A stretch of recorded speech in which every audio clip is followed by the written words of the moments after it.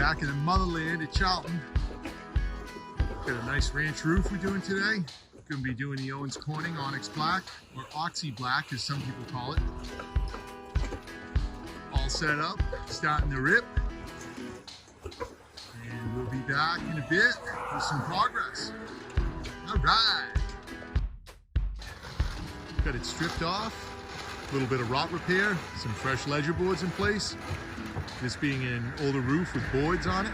Getting the ice and water shield put down. Some sweet black drip edge going up. We're gonna be styling. All right.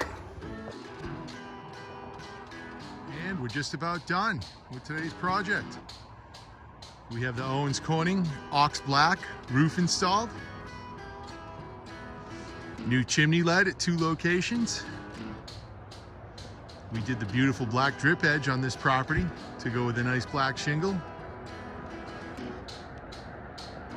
And let's take a look around back. And here in the back, we've got the new black pipe boot and the new black Brown bathroom vent.